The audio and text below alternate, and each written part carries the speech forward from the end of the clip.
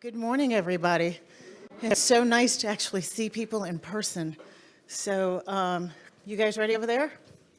Okay. Good morning and welcome to John Jay College of Criminal Justice. In case you're wondering who I am, my name is Carol Mason, and I'm the president of this wonderful institution. And I am standing on the shoulders of someone you'll meet later, Jeremy Travis, who was the president for 13 years before I got here. Though I'm heading to my 5th anniversary, Jeremiah, it's scary that it's gone that fast. We are so grateful for your participation, those of you here in person and those of you joining us online for this important conversation. I hope you know how important it is, particularly at this time, for us to engage in real deep conversation, listening, talking, engaging with each other on something that's a very difficult topic, but really important, and a conversation about something I think that at the bottom line, we all want the same thing, which is we want a system that is fair and equitable that keeps our communities safe. It's just in the middle that we struggle a little bit with figuring out what do the contours of that look like. And this conversation today it's my hope will give us a pathway to figuring out a consensus pathway. We're not going to reach decisions today, but I hope we will have a pathway. And so this is a conversation, about bail reform in New York State. But I think New York has an opportunity to lead the country, not just in how we resolve the issue, but how we go about resolving the challenges of this complex issue with stakeholders with different views. Here at John Jay, if you don't know John Jay College of Criminal Justice, we develop fierce advocates for justice, ethical visionaries, engaged citizens, scholars, and future leaders capable of creating pathways to justice and opportunity for all of our communities. Today's convening is a wonderful example of the ways we engage and educate our students, faculty, and the public, and all of you on key issues related to justice and safety. It builds on our future of public safety work, which started in 2020. In the wake of the George Floyd killing and a national dialogue about what we do about policing, funding police, defunding police, that conversation, I realized that's not the conversation we all want to have and should have. The conversation I thought that we all needed to have together was, how do we create safe communities where all of us want to live and thrive? And in partnership with the National Organization of Black Law Enforcement Executives, NOBLE, we had a series of 6 conversations with stakeholders across the spectrum about the future of public safety and produced a report that we hope is, again, a roadmap for people to use in terms of creating safe communities. And thanks to Erica Bond, who's our Vice President for Strategic Initiatives, she is leading that work because it is not just something that sits on a shelf. It was the first step in helping build safer communities in partnership with people across the spectrum. Our Future of Public Safety series brought together experts from across the ideological spectrum, from community organizers to elected officials to health and public safety experts to line officers, union officials, everyone, to develop a common vision for public safety. And we covered so many topics. It's online if you want to see it. The report is there. I hope you use it.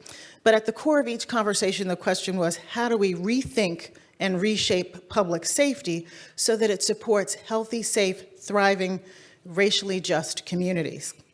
And today's convening builds on that conversation. As I mentioned at the start, I have every confidence in the world that as a result of these conversations, we can reach some common ground and a pathway to figuring out how do we engage in this very difficult subject and lead the country in bail reform.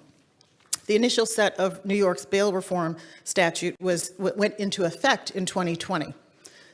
It was passed with the goal of ending wealth-based disparities and racial inequities in our jails and prisons. The legislation also sought to promote public safety by exposing fewer people to the harms of jail that research shows can increase the likelihood that someone engages in criminal activity when they are released. In the years since bail reform, New York statute has been hotly debated across the state, with many questions raised about its impact. And there's a narrative developing that isn't always based on facts, and today's conversation is to take us back and to have the nuanced conversation that we need to have in a safe space so that we can talk about these issues in detail and from a fact-based perspective. And we hope that we will help by working with our students, community members, elected officials, and the media to better understand this topic, and we appreciate Errol's presence, which I'll introduce him later. Because again, I think that if all of us are in conversation together, listening to each other, staying at the table, talking about the difficult things, we can reach resolution. And this conversation will influence what's happening in other states. And again, we can be leaders in guiding this. So we are fortunate to have some real experts and researchers on bail reform here at John Jay to help us with this conversation. And they are the prime sponsors and drivers of this conversation. So where's Mike? So I want to introduce Mike Rampell. There he is. He is the leader of our Data Collaborative for Justice. And they just released a report about bail reform in action, pretrial release outcomes in New York State, which details the impact of bail reform on court practices, judicial decision-making, and racial disparities throughout New York State. We want the conversation to be based on data, based on true information, so that we can begin thinking about what do we really want to do and what do we need to do. So I want to thank Mike Rampell and his colleagues for this conference today. I also want to thank Mindy Bockstein, who's watching remotely, who is our Director of External Affairs, who made this possible as well. And again, I want to give a big thanks to Erica Bond, who is, again, our Vice President for Justice Initiatives, for leading this work across the college. And as you know, John Jay creates the space and programs to encourage people to have these kinds of dialogues across the public, practitioners, local government, and community leaders, and we do not do this alone. I mentioned him earlier as the most recent president of John Jay, but he's also the person responsible for Arnold Ventures leading this conversation today. So please join me in thanking Arnold Ventures and Jeremy Travis. And again, I think that because of this, we will have a path forward. We are also grateful for all of you who are attending, because you show by your presence online and in person that you really are committed to this issue and you're committed to staying in it to help us work through this. So please give yourselves a round of applause for showing up today. I mean it. Give yourselves a round of applause.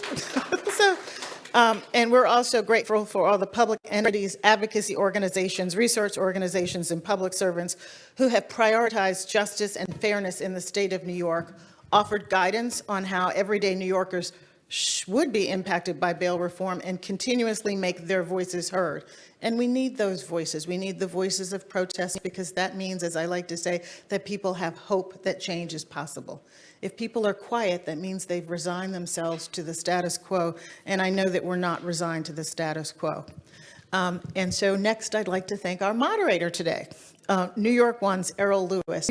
He is known to many of us, I hope. He's a longtime journalist and commentator, most recently as the public anchor of New York One, and he hosts Inside City Hall, which is must-watch TV for me. I told him, I said, I tape it at 7 and 11 in case I don't make it home, so I don't miss anything, or in case my recorder messes up.